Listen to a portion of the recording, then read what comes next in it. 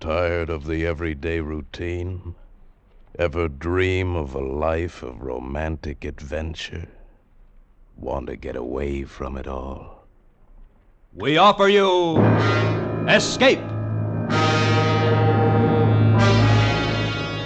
Escape, designed to free you from the four walls of today for a half hour of high adventure.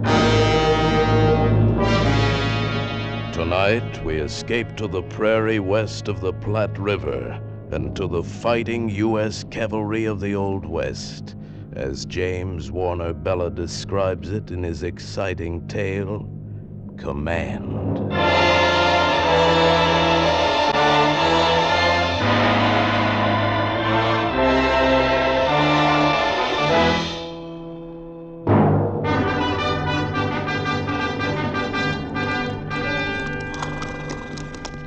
Captain Brittles. Yes, Sergeant? Here comes Lieutenant Cole back with a patrol. Yes, I see him. Halt the column. Yes, sir. Column!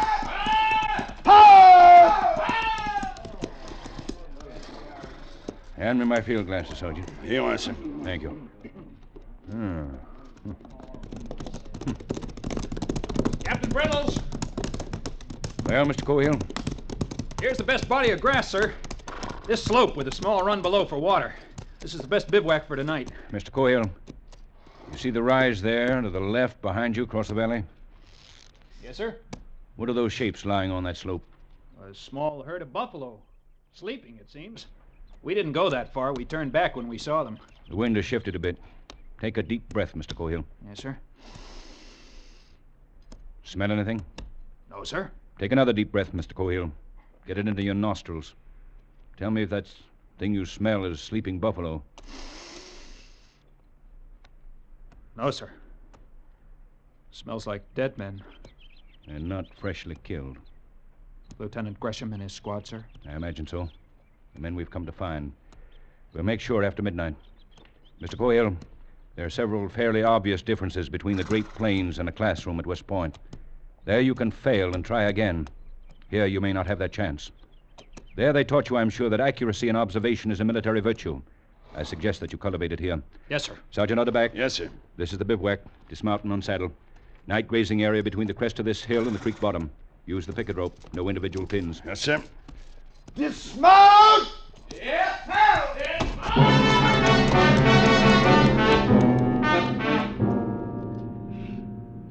Yes, sir, Captain Brittles. No, sir, Captain Brittles. Of all the officers in the United States Cavalry, why did they have to assign me to him?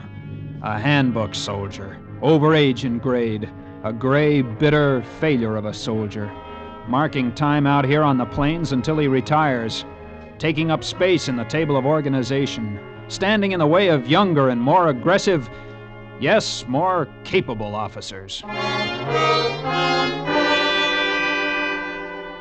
My father wouldn't be guessing. My father would be over yonder right now to see if those corpses are really Gresham and his men. Father would have made sure, instead of losing time making camp. The broken rattle Sergeant Utterback had found at noon showed clearly. Sir, that broken rattle the sergeant found. Yes, Mr. Cohill? When we crossed the trace of that Sioux war party at noon today... That could have been the trail of a Cheyenne war party, or Comanches, or Apaches. They all make rattles like that from the ends of buffalo toes. But if they were Sioux, they couldn't be more than 30 miles to the north, in the Deadlands. They're afraid of ambush, so they'd be camping away from timber and near water.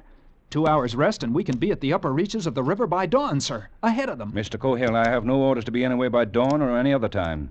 My orders are to find Mr. Gresham's patrol. Having found it, return to Fort Stark and report it. I think I found him. I'll know as soon as the moon rises and I go over and take a look. Water the mounts in half an hour. Saddle blankets to be left on until they're watered. Remember always, Mr. Cohill, cavalry is a very delicate arm of the service, depending as it does on the health of a dumb beast. Yes, sir. Mr. Cohill, reading minds is an uncomfortable habit, but one I have never been able to lose. Yes, sir. Look at the other side of it, Mr. Cohill. Suppose that war party was Cheyenne, which they might be instead of Sioux. They wouldn't be in the Deadlands. Cheyennes would head for timber along the lower Mesa Roja. So would Arapahoes, Kiowas, or Comanches. They'd all bivouac in open timber. And, Mr. Cohill, They all make rattles out of buffalo toes. Yes, sir. Pass the word to Sergeant Utterback that dinner will be at 6:30, but the bugler will not sound call. Yes, sir. And Mr. Cohill, Sir? there is no shortcut to the top of the glory heap. So we'll not run all over the West tonight looking for one.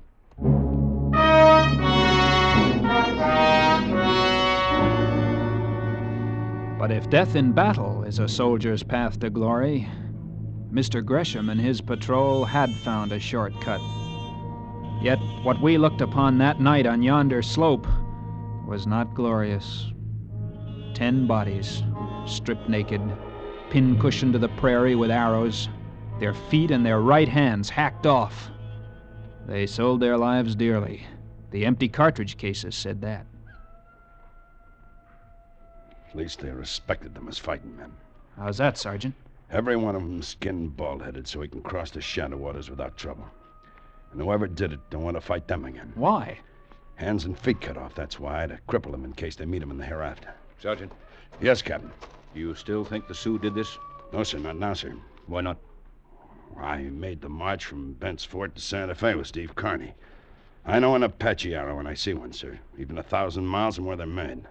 Yes, but that Sioux trail we crossed this morning, that war party could have brushed with an Apache war party and come by Apache arrows that way. I don't think so, sir. This job is 2 days old. It wasn't that Sioux war party. This is Apache work. How do you figure that? Well, mostly because the captain knows it's Apache work, too. Lieutenant Cohill, Sir? take the grave detail. Yes, sir. Sergeant, Yes, sir. we shall move the company out 10 to night. Yes, sir. We will return to Fort Stark to report this massacre as fast as we can. Yes, sir. So he's showing me. Makes his lieutenant first grave digger and confides his plans to the sergeant in exchange for flattery. He's an old woman in blue fatigues. Can't hide his bad temper. And worse, he's a frightened old woman. Instead of striking when he has the advantage, he's going to cut and run. In a stiff action, I'd probably have to shoot him and take over the command.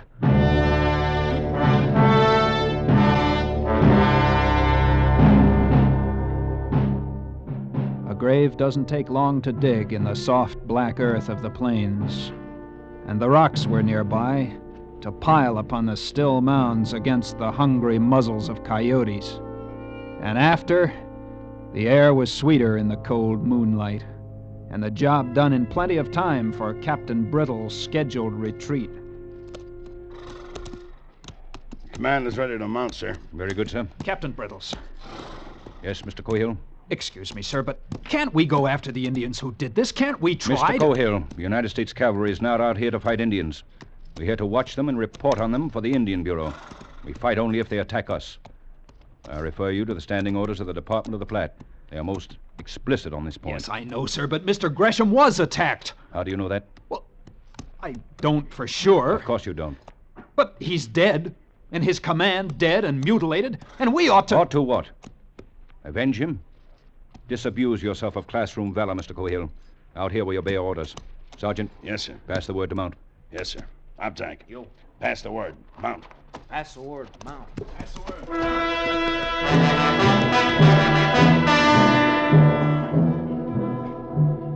30 miles already today, and who knows how many miles ahead of us tonight. The men are tired, the horses are tired. Cavalry is a delicate arm of the service, Captain Brittles. Hour after hour, as the moon threw our lengthening shadows ahead of us. Hour after hour, walk 30 minutes, trot 5 minutes, dismount and lead 10 minutes, unbidden graze 15 minutes every hour. Hour after hour. You got a chore eating tobacco, Mittendorf? I ain't got much. Well, give me a loan of some, huh? You can get some more at the fort tomorrow. All right, here. Why don't you ever have any of your own? I don't approve of chewing tobacco. My ma don't, that is. Thanks. Godfrey mighty, Gettysburg wasn't like this. Well, do tell. No, sir. We rode up to Gettysburg on the steam cars. Hey, Mittendorf. Sarver's back on Cemetery Ridge again. Yeah, pity you didn't stay there. About the only mistake Robert E. Lee ever made, not to leave Sava where he found him. Yeah. Just the same, the Army was the Army in them days. Slept in tents, and you got a furlough, there was girls. Not squaws, girls. Yeah. Well, if you like it so much, why don't you go backwards, girl? 'Cause I was gold bricked. That's why. I joined up again 'cause they said there'd be fighting out here. Yeah, fighting. Only fighting I seen west of the Missouris on Saturday nights in the barracks. Yeah, it sure ain't like the old army, I'll tell you that. I remember a girl in Richmond, time when I was with Grant when we took Richmond. Prettiest little Virginia creeper you ever did see. She fried me 43 chickens. Sergeant Utterback. Yes, sir. I'd like to ask you a question. Yes, sir. How did you know the captain thought they were Apaches that killed Mr. Gresham's detail? I've been his first sergeant for a long time, sir. You get to know. I see. Do I get to know? Well, sir, this is a different kind of service out here. Like Sarver up there was saying a minute ago, this ain't Gettysburg, it ain't full-dress war. But it's the only kind the captain and I ever served in, sir. And, well, you get to know it just like you get to know siege operations or saber charge by company front after you've had enough of it. During the war between the states, didn't... No, sir, neither Captain Brittles nor I saw service in the States, sir. While the North and the South were fighting each other, the West still had to be held, and, well, somebody had to do it. I see.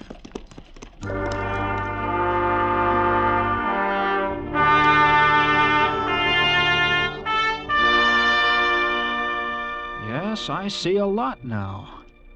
That would explain Captain Brittle's contempt for what he calls heroics. He's jealous. He never had his chance at glory. And if he had, I'll wager he would have muffed it. In a way, I feel sorry for the old boy, sitting a sweaty horse on these endless prairies while the great words exploded across the country. Vicksburg, Chancellorsville, Antietam, Appomattox. The policeman on the corner, while history rolled across Georgia to the sea.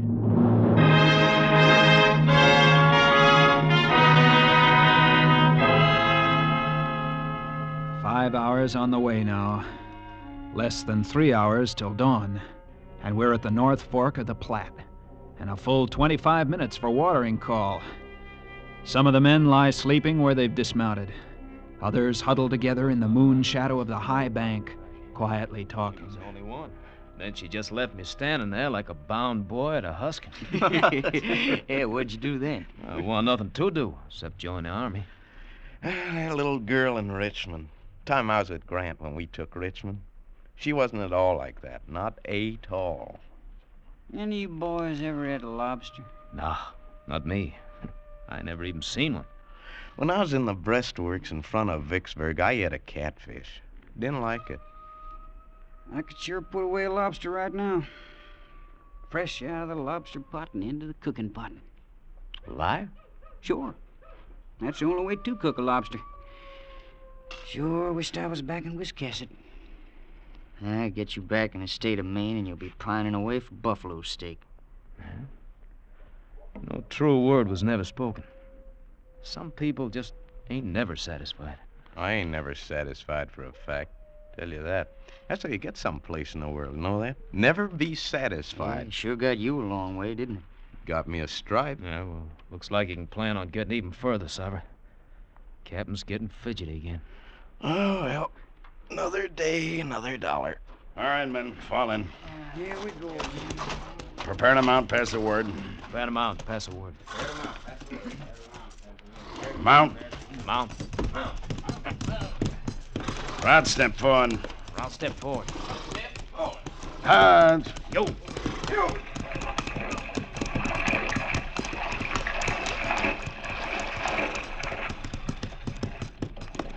He's heading north.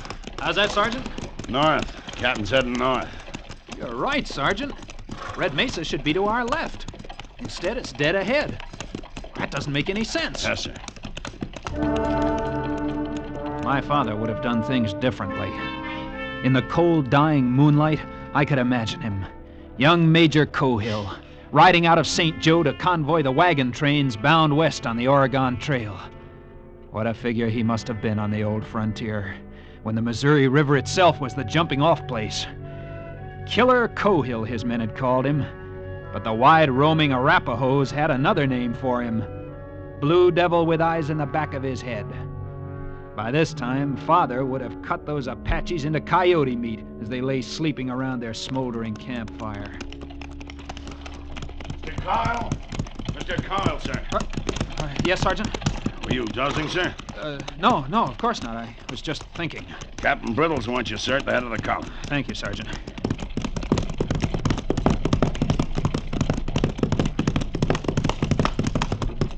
Sergeant Utterback said you wanted me, sir. Yes, Mr. Cohill, I do. This is officer's call. Listen carefully. I have Sergeant Sutro ahead of me with a point.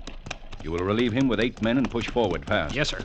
You recall the ford across Red Mesa Wash? Yes, sir. We crossed it yesterday. Exactly. There's a knoll on the east side of the wash. A knoll that is crossed by the trail from the top of the mesa. I remember, sir. Be on that knoll before dawn. Build a bivouac fire as soon as you arrive. Do what, sir? Build a fire. I want to know when you get there. But I can send a scout back to tell you when I arrive. I want everyone else for miles around to know it, too. Build a bivouac fire. A squad fire, no larger. Yes, sir. Should you happen to be attacked, you're to hold that knoll, fighting on foot. And remember, the dawn light works for you, but it can fool you in this country, so don't shoot till the last possible moment. I don't understand. You don't have to. You have your orders. Yes, sir. Move out, Mr. Cohill. You're the bait on my hook. Wriggle.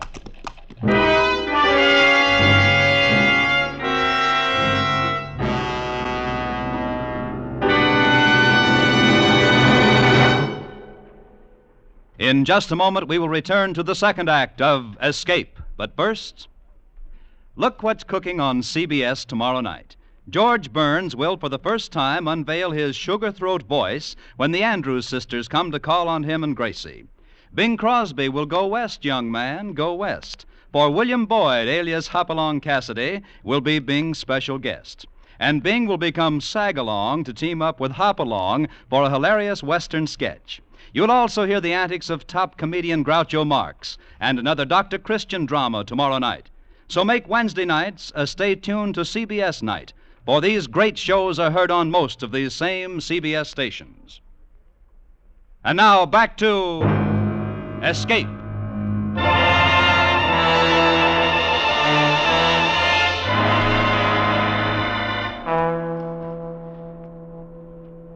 You knew Red Mesa was there only because the stars stopped where it stood. The moon was a honey-colored ladle spilling blackness over the edge of the plains. Then the jagged teeth of the Rockies broke it into ragged potsherds, and it was gone. It was dark, black dark, cold dark. The squad fire sputtered and took and pushed the night back a little.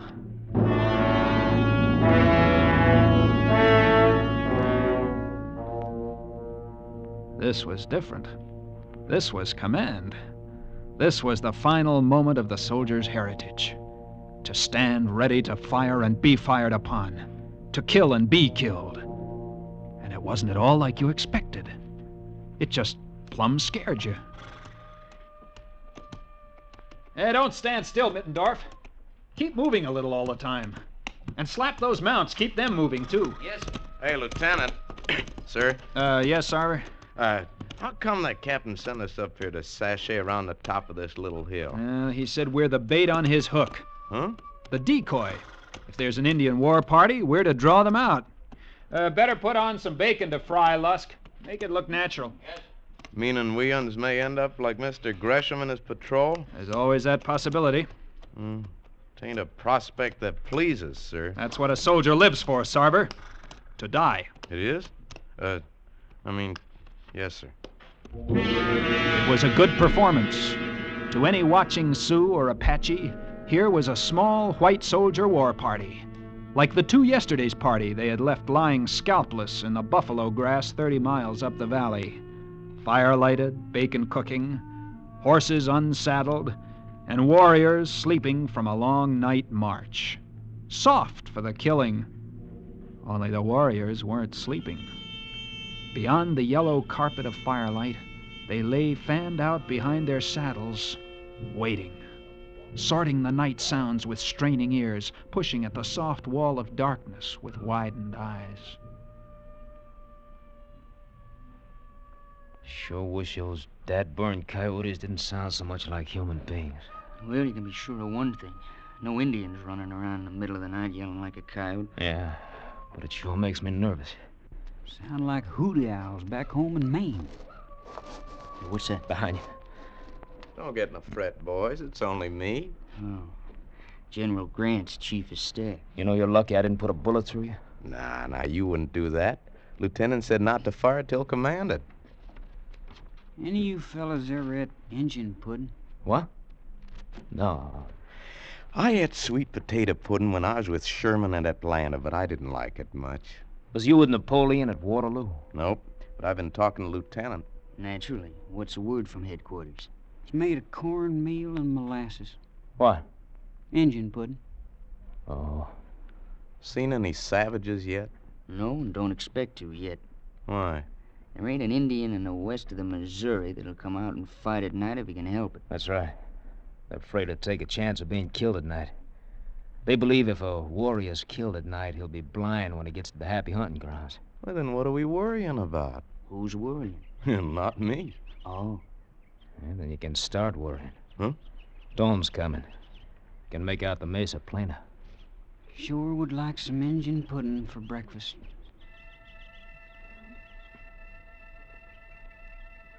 Slowly, the light came. First, you could see the outline of the mesa. Then, down below, the silver of the water in the wash. Then, the shapes of the men. And out across the plain, the feathers of mist in the draws. If it was to come, it would come now.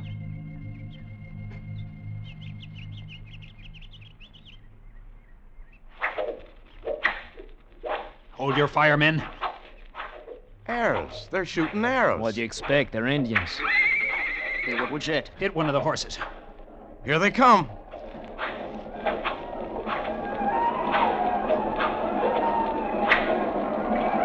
Oh, my leg! Hold your fire. Hold it. Fire!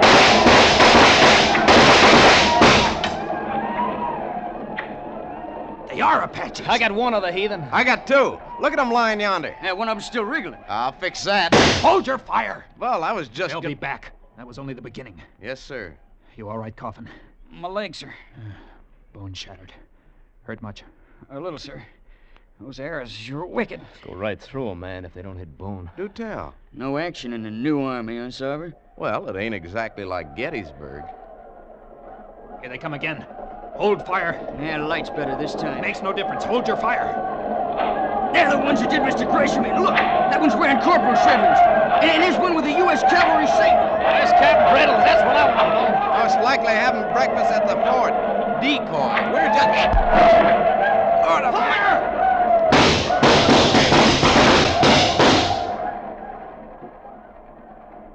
I took care of almost half of them. Yeah, they'll be back. No, they won't. That's Captain Brittles now. Yeah, attacking from the flank. Hey, Sarver, Captain Brittle's got him on the run. Say, can you pull this tarnation arrow out of me? Down below the knoll, the remains of the Apaches were streaking for the open plains, with Captain Brittle's men overtaking them, cutting them down with thirsty sabers, and pistoling the ponies as they ran. And then it was quiet, and not an Indian or his pony was left alive.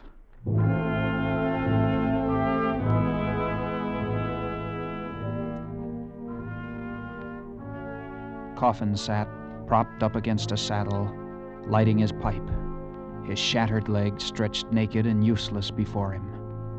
And Sarver lay where he had fallen, eyes closed, face blue, his hands around the shaft sunk deep in his left side below the ribs, the feathered tip waving idly with each shallow breath. Can't we do something for him, sir? What? Look how deep that arrow is. Right under the heart. Can't cut it out, can't pull it through. Ah, poor Sarver. He finally saw action. Yeah. I can hear him now telling St. Peter about the time he beat the Apaches on the Cohill. It's not very funny. No, I guess you're right, Coffin. How's your leg? Paining you much? Can't feel anything. Lieutenant, Yes, Coffin? you think they'll send me back home to get this fixed? You think maybe I'll get to see the state of Maine right soon? I hope so, Coffin. Land of Goshen, no. You won't get further than the base hospital at Council Bluffs. Wire you together, slap a plaster on you, and send you right back to fight Indians.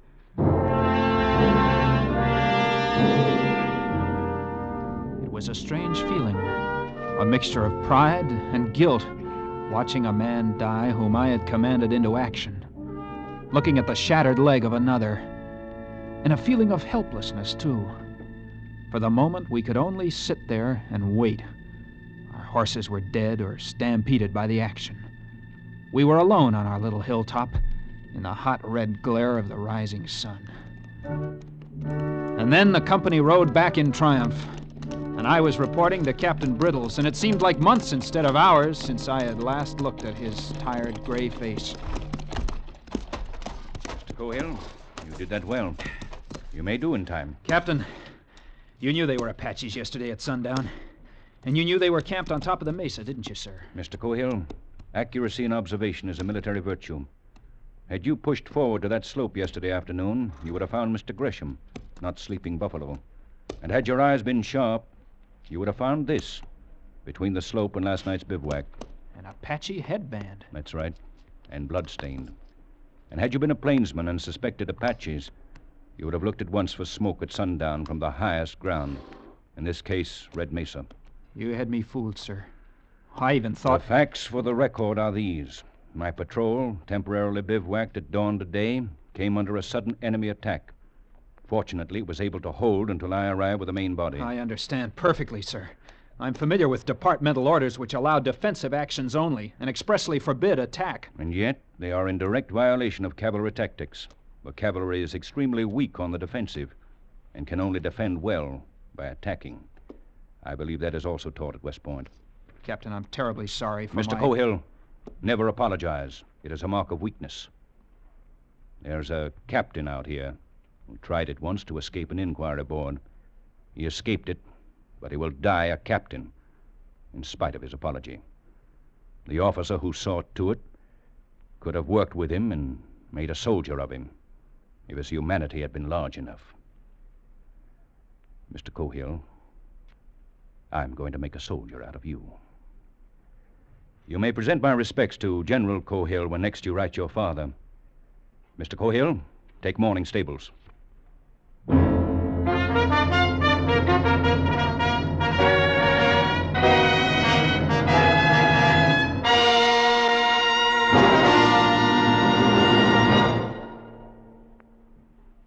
Escape is produced and directed by William N. Robeson. Tonight we have presented Command by James Warner Bella, adapted for radio by Mr. Robeson.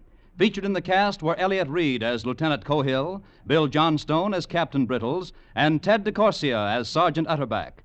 Also heard were Sam Edwards, Tony Barrett, Bert Holland, and Paul Frees. Special music was arranged and conducted by Del Castillo. Next week... You are standing on an unfinished roadbed somewhere in Mexico. It is night, and a drunken, murderous foreman is forcing you to dig till you drop. The .45 in his hand means that for you, there can be no escape.